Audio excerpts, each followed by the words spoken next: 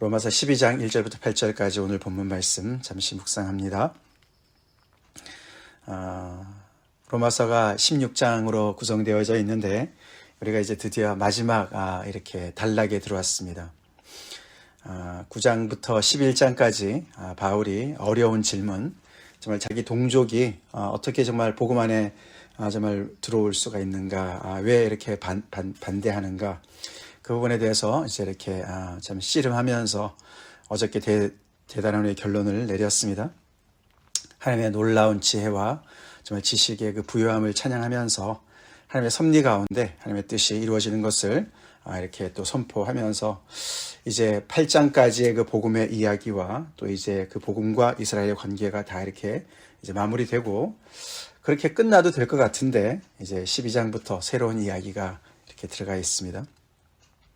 이 이야기는 다름 아닌 복음 안에 들어온 사람들이 어떻게 살아야 되느냐라는 구체적인 실질적인 삶 속에서의 어떤 그런 그 여러 가지 정말 가르침, 하나님의 말씀에 대한 교훈을 기록하고 있죠. 복음은 절대로 이론으로 끝날 수가 없죠. 아멘. 그렇습니다. 복음은 우리를 정말 그 은혜 가운데로 초대하고 그 안에서 우리를 변화시키는 능력이 있습니다. 그래서 우리의 생각이 변하고 우리의 삶이 변하고 우리 인생의 목적과 가치관이 변하게 하는 놀라운 능력이 있기 때문에 그 복음 안에 들어온 사람들이 어떻게 거기에 맞춰서 살아가야 되느냐, 이런 것들이 너무나 중요한 또 다른 어떤 정말 그 내용을 정말 채우고 있습니다. 그래서 로마서가 정말 복음과 그 복음을 또 어떻게 우리가 살아가야 되는지 전체를 이렇게 다루는 귀한 책이죠. 어떤 신학자는 그렇게 얘기합니다. 그 11장 앞부분까지 이렇게 바울이 쫙 복음을 이제 전했는데 그 얘기를 듣고서 이제 so what? 이제 영어로 그래서 어떻게 하란 말이냐, 이런 질문을 이제 할 수가 있어요, 그렇죠? 그래서 그렇게 대단한 복음을 너네가 이야기하고 그렇게 하나님의 은혜를 얘기했는데 그걸 받은 사람도 도대체 뭐 어떻게 다르냐? 이제 거기에 대한 대답이라고 볼 수가 있는 것이에요. 로마서 12장 1절부터 우리가 15장 13절까지, 그 14절부터는 이제 마지막 마무리하면서 인사말로 가거든요. 그때까지의 그 모든 내용들이 그 so what이라는 질문에 대한 답이다, 그렇게 얘기를 하고, 또 어떤 성경학자는 지금까지는 이제 우리가 하나님의 은혜가 뭔지를 얘기했다면은 앞으로 얘기는 은혜 아래 어떻게 사는 건지를 설명하는 것이다, 그렇게 또 이야기를 합니다. 은혜 아래서 산다. 참 가슴 벅찬 이야기입니다. 물론 그것은 자동적으로 되는 것이 아니고 하루아침에 되는 것이 아니고 과정이죠. 과정입니다. 그러나 우리의 삶 속에 새로운 놀라운 변화가 가능해졌다는 사실을 우리가 복음 안에서 다시 선포하고 그 은혜를 누리는 삶을 삽시다. 자, 그것에 이제 그 새로운 단락의 가장 이제 중심 주제가 되는 그 중심 구절이 바로 오늘 본문의 1절 2절입니다. 1절 2절 다시 한번 읽겠습니다. 그러므로 형제들아, 내가 하나님의 모든 자비하심으로 너희를 권하노니 너희 몸을 하나님이 기뻐하시는 거룩한 산 제물로 드리라. 이는 너희가 드릴 영적 예배니라. 너희는 이 세대를 본받지 말고 오직 마음을 새롭게 함으로 변화를 받아 하나님의 선하시고 기뻐하시고 온전하신 뜻이 무엇인지 분별하도록 하라. 암송하면 좋은 그런 구절입니다. 그 시작이 그러므로 이렇게 시작을 하죠. 바울 서신에서 그러므로는 앞에서 이야기한 것을 요약 정리하고 결론을 내린 것입니다 라고 말씀을 드렸는데, 이 12장 1절의 그러므로는 굉장히 큰 그러므로를 얘기하고 있어요. 어떻게 보면은 지금까지 이야기한 모든 것에 결론을 내린다고 볼 수가 있고요. 특별히 5장부터 8장까지 이야기, 하나님 앞에 의롭다함을 받은 자가 받는 놀라운 그런 복음 안에서의 그런 축복, 그래서 그 구원이 얼마나 확실한지 그런 이야기에 대한 어떤 결론부라고 볼 수가 있습니다. 그렇기 때문에 이렇게 모든 것을 너희가 들었는데, 하나님의 놀라운 엄청난 은혜를 이제 들었으니까 너희가 그러므로 형제들아 자매들아, 내가 하나님의 모든 자비하심으로 너희를 권하노니, 앞으로 나오는 이 모든 권면의 이야기는 그 기초가 뭐라고 얘기합니까? 하나님의 모든 자비하심 때문에 나오는 것입니다. 하나님의 자비로우심, 모든 자비로우심, 이게 자비라는 말, mercy라는 말이 복수형으로 쓰여져 있어요. 자비들이에요, 자비들. 하나님의 각양각색의 모양으로 우리에게 베풀어 주신 하나님의 놀라운 은혜, 자비를 얘기합니다. 그것에 기초해서 내가 너희를 권한다. 우리의 삶에 대한 권면이죠. 그래서 윤리를 얘기합니다. 우리 삶의 기독교 윤리를 얘기하는 거예요. 그것은 하나님의 권면이자 명령인데 그것의 기초는 율법이 아닙니다. 이것을 해야 구원받아. 그게 아니고 뭡니까? 하나님의 모든 자비하심의 토대 위에 내가 얘기를 하는 거야 라고 바울이 분명하게 얘기를 합니다. 다시 말해서 우리가 하나님의 모든 자비하심을 받았다면, 받은 것을 안다면 이렇게 사는 게 마땅해 라고 이야기를 하는 것이라는 것이죠. 어떻게 사는 것을 권면합니까? 결국은 하나님께 예배를 드리라, 그 얘기예요. 예배를 드리라. 너의 몸을 가지고 예배를 드리라. 너의 몸을 산 제물로 예배를 드려라. 그 예배가 영적인 예배다. 하나님께서 기뻐하시는 예배다. 하나님께 거룩한 산 제물로 너의 몸을 드리는 것을 하나님께서 기뻐하신다 라고 이야기를 합니다. 구약의 동물의 제사와 대비를 시키는 것이죠. 우리 몸을, 동물 대신에 우리 몸을 산 제물로 드리라고 이야기를 합니다. 우리가 로마서 6장에서 그렇죠? 이제 너희가 이제 죄에서 살 수 없다. 죄를 더 이상 지을 수 없다. 너는 죄에 대해서 죽었다. 그래서 너희 몸을, 너희 지체를 하나님의 의의 무기로 드리라. 이렇게 말씀했습니다. 그렇죠? 그 이야기, 6장의 이야기를 오늘 다시 반복을 하면서 앞으로 나오는 모든 이야기가 어떻게 내가 하나님의 그런 의를 위해서 내 몸을 하나님의 그런 의의 정말 병기로, 의의 무기로 드릴 수 있냐라는 구체적인 이야기가 앞으로 펼쳐진다고 볼 수가 있어요. 그렇게 우리의 몸을 산 제물로 드리는 것을 하나님께서 기뻐하시고 또 그것이 영적인 예배다. 여기 영적 예배다. 너희가 드릴 영적 예배다. 이 영적이란 단어가 스피리추얼이라고 번역이 되지만 그것은 원래 원어적으로 보면요. 여기 해설에도 나와 있는데 로기코스예요. 로기코스. 이게 로고스라는 단어랑 연결되죠. 즉 다시 말해서 이것은 굉장히 합당한, 아니면은 여기도 보면 합당한이라고 번역이 되어 있는데, 아니면 굉장히 reasonable한, 굉장히 이성적인, 말이 되는, 그렇게 번역을 해야 더 정확합니다. 영적인, 이렇게 얘기하면 우리가 spiritual, 그래서 뭐 방언과 뭐 어떤 이런 것으로 예배를 드린다, 이렇게 생각하기가 쉬운데 그 얘기가 아닙니다. 이거는 다른 말로 말해서 아는 예배를 드린다는 얘기예요. 아는 예배. 무아지경에 빠져가지고 그냥 아무것도 모르고 그냥 신이 두려워서 드리는 예배, 이런 거 말고, 동물의 제사에 치우쳐서 드리는 그런 그냥 기계적인 예배 말고, 드리는 이유를 알고 드리는 예배를 얘기하는 거예요. 영적 예배다. 다시 말해서 너네가 아는 예배를 드려라. 그게 바로 아는 예배를 드리는 것이다. 왜 안다고 얘기합니까? 하나님의 은혜와 자비를 경험했으니까. 알죠? 아멘? 그래서 하나님께 왜 예배를 드리지 알면서 드리는 거예요. 그것이 바로 하나님께서 기뻐하시는 예배라는 겁니다.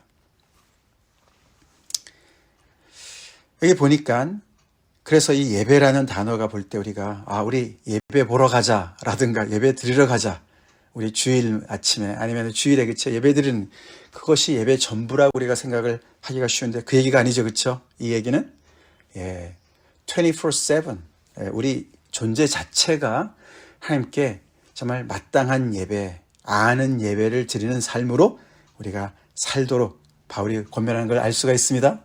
그렇죠? 평상시 매 순간이 예배의 순간이라는 거죠. 이렇게 엄청난 하나님의 모든 자비하심을 받은 자답게 우리의 몸을 산 제물로, 하나님의 의의 도구로, 병기로, 무기로 하나님을 예배하는 삶 전체가 예배라는 거예요.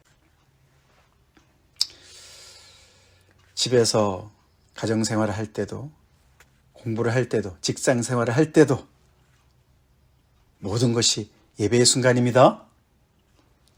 근데 거기서 가장 중요한 얘기를 몸을 강조합니다. 몸을 강조해요.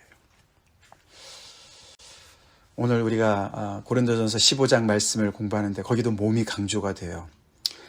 우리 이 몸이 굉장히 중요합니다. 우리의 몸을 어떻게 쓰느냐가 중요합니다. 복음은 그냥 우리 어떤 정신세계, 영적인 세계만을 얘기하는 것이 아닙니다. 내 몸을 어디에다가 드리느냐, 어디에다가 우리가 쓰느냐, 헌신하느냐, 이게 굉장히 중요하다는 것이죠. 그래서 2절, 어떻게 그렇게 예배를 드릴 수 있냐를 구체적으로 설명합니다. 2절은 어떻게 합니까? 이 세대를 먼저 본받지 말아야 됩니다. 이 세대는 죄악에 물들은 세대, 그래서 우리를 거기서 건져내셔서 우리 하나님의 은혜의 세계로 들어가게 하시고 우리는 장차 올 세대의 미래에 살게 하셨습니다. 그래서 바울의 이 세계관이 그런 거 아닙니까? 그렇죠? 그게 유대인의 세계관이었습니다. 지금 이 세대는 This generation은 옛 시대죠. 복음 이전의 시대고 죄로 물든 세대입니다. 거기서 우리를 건져내셨습니다. 그래서 우리는 더 이상 이 세대의 본을, 우리가 본이라 그러지 않습니까? 패런, 옷 재단할 때 본을 얘기합니다. 그 본을 따라 살지 말고 오직 마음을 새롭게 해서 변화를 받아야 된다. 이 뒤에 나오는 변화는 행동의 변화를 얘기합니다. 행동의 변화는 어디서 옵니까? 마음의 새롭게 함으로부터 오는 거예요. 순서가 굉장히 중요하죠. 복음을 통해서, 하나님의 은혜를 통해서 우리의 마음이, 생각이 변화되었습니다. 거기서부터 우리의 행동의 변화가 일어나는 것이죠. 그래서 그런 놀라운 복음의 능력을 우리가 가지고 있는, 품고 있는 사람들이기 때문에 이 세대를 본받지 말아야 되고 본받지 않아야 될 그런 능력을 소유한 자들입니다. 아멘? 그렇습니다. 그래서 이 복음은 우리의 마음을 새롭게 하는 놀라운 능력이 있습니다. 그렇지 않습니까? 하나님에 대한 오해가 바뀌고 내 자신에 대한 그런 잘못된 자화상이 바뀌고 다른 주변의 사람들을 보는 생각이, 시선이 바뀌고 가치관이 바뀌고 놀라운 생각의 변화가 일어나게 하는 것이 복음의 능력이죠. 그런 변화를 경험하셨습니까? 그 놀라운 변화된 마음이 우리의 삶의 행동의 변화를 일으키죠.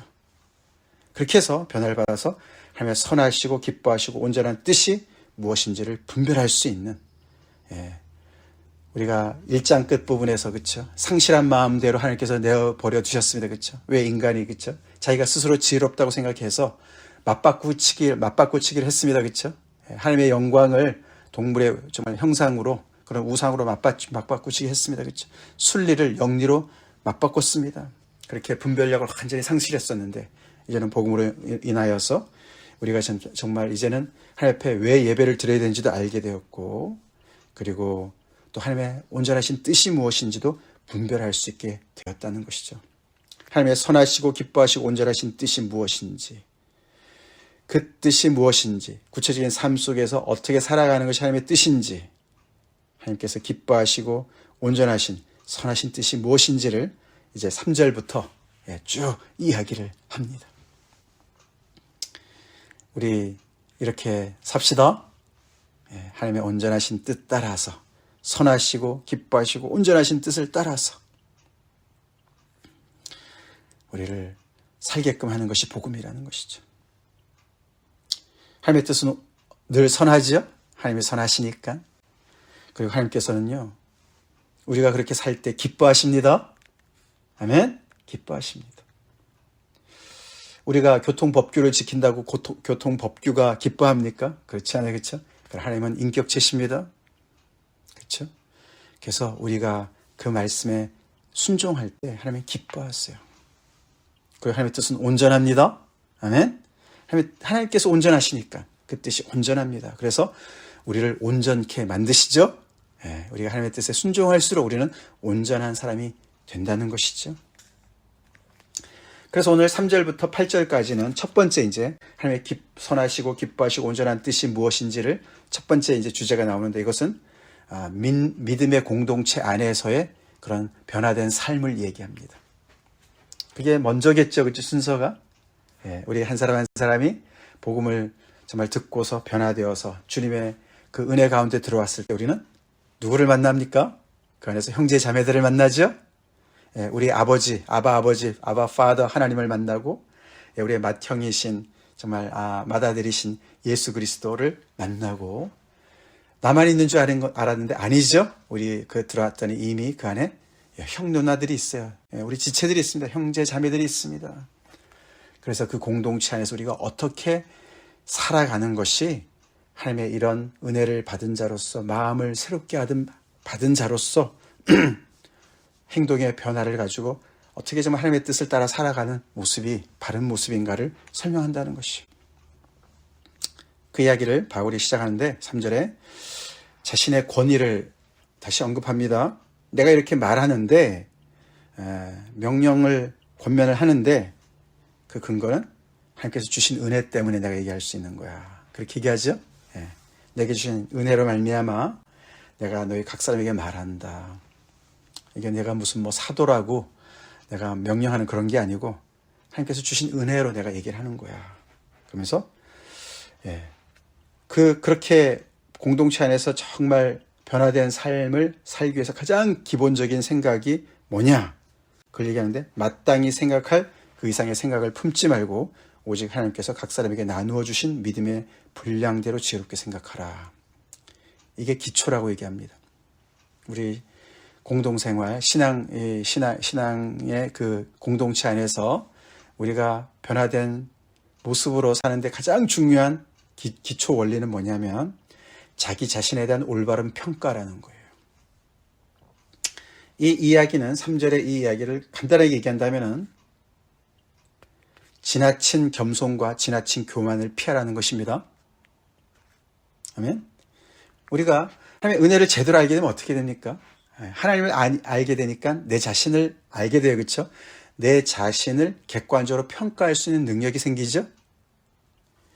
우리가 진리를 모르면 우리가 지나치게 오만해질 수도 있고 교만해질 수도 있고 또 지나치게 비굴해질 수가 있어요. 그렇죠?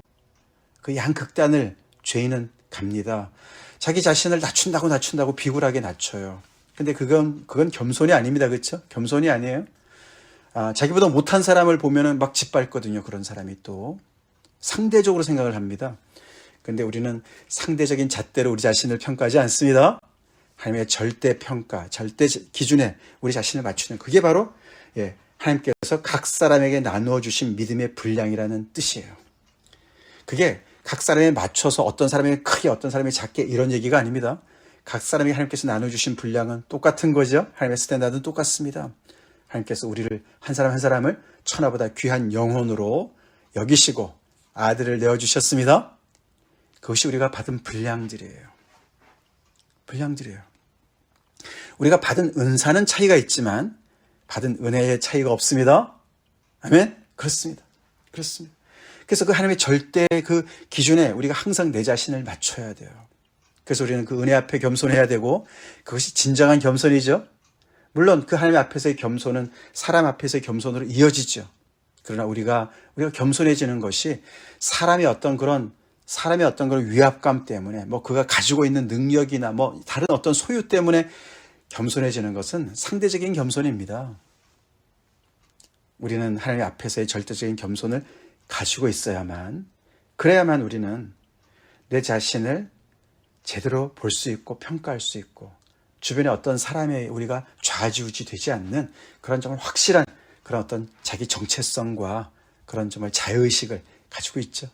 그런 어떤 셀프 이스팀, 그런 자기 어떤 그런 자존감을 흔들리지 않는 자존감을 가질 수가 있습니다. 아멘.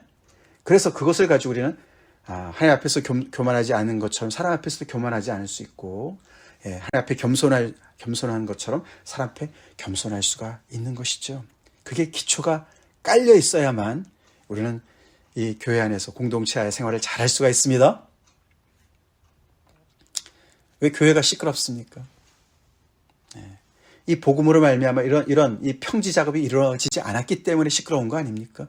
하나님의 은혜로 말미암아 높은 산과 같이 삐죽삐죽 튀어나온 그런 모든 자기의 교만함들 다 깎여야 될 줄로 믿습니다.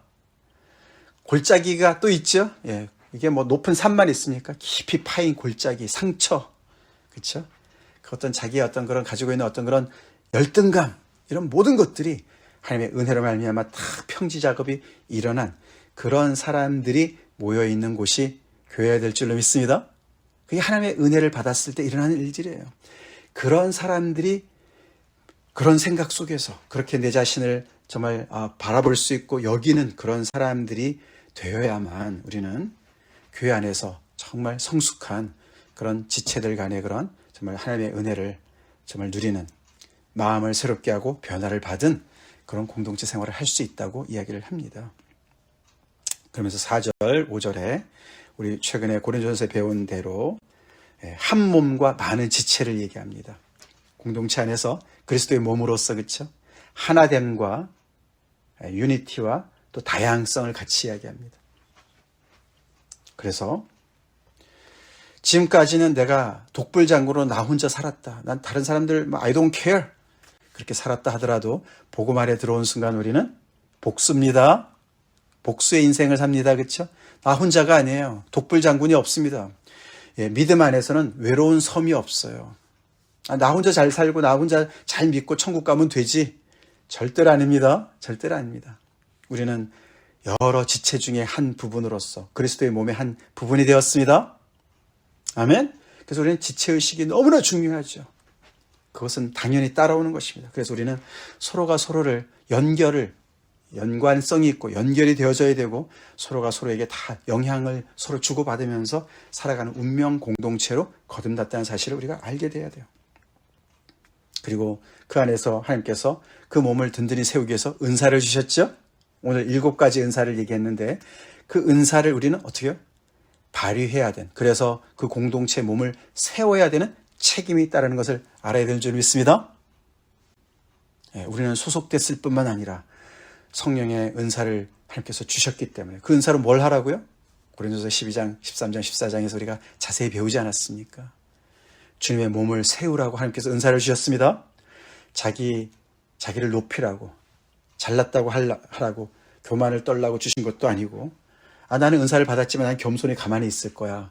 그렇게 정말 그 한 달란트를 땅에 파묻은 것처럼 은사를 그렇게 썩히라고 주신 것도 아닙니다. 책임이, 의무가 있다고요. 의무가. 하나님께서 주신 이 은사를 잘 활용해야 될 의무가 있습니다. 그렇게 해서 여기 보면 여러 예언이면 섬기는 일이면 각각에 따라서 정말 거기에 적절하게 믿음에 맞게 그렇게 열심히 부지런히 성실하게 그렇게 열심히 주님의 몸을 세우라고 그렇게 이야기합니다. 그것이 바로 이 하나님의 은혜를 받아서 자기 몸을 하나님께서 기뻐하시는 그런 산제물로 드려서 하나님께서 늘 기뻐하시는 그런 예배를 드리는 삶의 가장 첫 번째 나오는 하나님의 뜻이라는 거예요. 우리 하나님의 뜻 따라 순종합시다. 더욱더 우리가 지금까지도 그렇게 헌신했다 할지라도 우리가 우리의 삶 속에서도 그렇고 또 우리의 하나님께서 주신 이 귀한 또 이렇게 참빛교회라는 믿음의 공동체 안에서 우리가 서로가 서로를 또 이렇게 잘 세워나가며 하나님께서 주신 그 은혜에 합당하게 우리의 은사를 또 잘 발휘하면서 주의 몸을 든든히 세워나가는 은혜가 있길 간절히 기도합시다. 다 같이 기도하겠습니다.